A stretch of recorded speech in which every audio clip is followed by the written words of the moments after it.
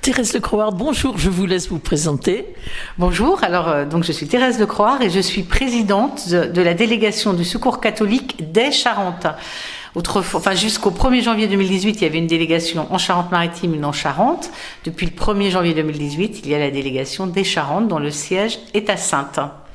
Nous sommes au mois de novembre et chaque année au mois de novembre, le Secours catholique fait une conférence de presse dans chaque délégation. Le premier jeudi de novembre sort le rapport statistique annuel du Secours catholique avec donc les statistiques recueillies dans tous les accueils du Secours catholique qui fait un état de la pauvreté en France. Un point d'étape sur l'état de la pauvreté en France en reprenant un certain nombre de paramètres, logement, situation familiale, âge, ressources, etc. Et qui met l'accent chaque année sur un focus particulier. Cette année, c'est sur l'accueil des migrants. Sujet sensible, mais que nous souhaitions aborder peut-être différemment de la manière dont il est abordé habituellement dans les médias ou par les partis politiques, en insistant beaucoup sur la joie du vivre ensemble et de la rencontre. Ah oui, là c'est... Et dites-moi, parce que on dit, apparemment il n'y a pas plus, il y a très peu de migrants. J'exagère quand je dis très peu de migrants. Peu de migrants qui viennent, mais vous voyez ce nombre de migrants accueillis dans les délégations du Secours catholique en augmentation. Oui, tout à fait. On ne peut pas dire qu'il y a une vague de migrants qui arrive depuis 5 ans. Depuis 5 ans, le chiffre, et ça on le sait, c'est pas nous qui le disons, c'est l'INSEE, l'OCDE, etc. Le chiffre, le nombre de migrants présents sur le territoire national n'a pas augmenté d'une manière considérable depuis 5 ans. Il y a des variations, mais c'est pas énorme.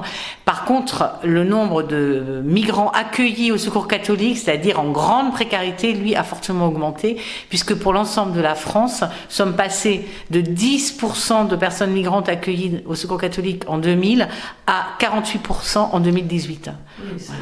C'est dire la précarisation énorme des personnes migrantes. Donc ces personnes, avant, n'avaient pas besoin de venir au Secours catholique? Certainement moins besoin.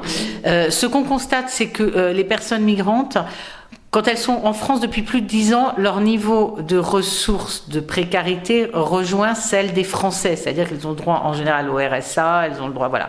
Donc c'est un niveau comparable. Quand elles sont là depuis moins de 5 ans, c'est les pauvres des pauvres qui n'ont pratiquement droit à rien, même pas aux droits fondamentaux. Et c'est quand même un plaidoyer du Secours catholique de dire nous avons tous le droit à un minimum de droits fondamentaux qui sont ceux de la Déclaration universelle des droits de l'homme. On ne va pas chercher plus loin que ça. Mais ça n'est pas appliqué aujourd'hui. Donc, que devez-vous faire? Vous devez crier encore plus fort. Oui, crier, nous faire les porte-voix des personnes migrantes. Jeudi, à notre conférence de presse, là à Saintes, nous avions une personne migrante qui est venue apporter son témoignage, qui est à la fois accueillie et bénévole au Café Cosette sur l'équipe de Saintes, et qui me disait en aparté avant, heureusement que vous êtes là pour être notre voix, parce que nous on n'a pas le droit, parce qu'on risque encore plus si on s'exprime. Cette personne est dans l'attente, elle fait une demande d'asile, elle est dans l'attente d'être ou non régularisée. Donc elle ne peut pas travailler. Elle n'a pas le droit de travailler, voilà. Et elle nous a dit, mais heureusement parce que vous pouvez parler pour nous. Vous êtes leur porte-voix. Oui, mais on essaye aussi qu'ils puissent aussi s'exprimer eux-mêmes. Hein. Et là, c'était bien parce qu'à la conférence de presse, il a pu parler en gardant l'anonymat, donc c'était très très bien. Parce que vraiment c'est les personnes, mais que ce soit qu'elles soient migrantes ou pas migrantes, d'ailleurs les personnes en précarité, ce sont celles qui vivent ces situations, nous disons, elles seules ont l'expertise de la précarité, donc c'est elles qui en parlent le mieux, qui savent le mieux dire ce qu'elles vivent, beaucoup mieux que nous. Donc c'est beaucoup mieux quand ce sont elles qui parlent. Thérèse Lecroix, merci beaucoup.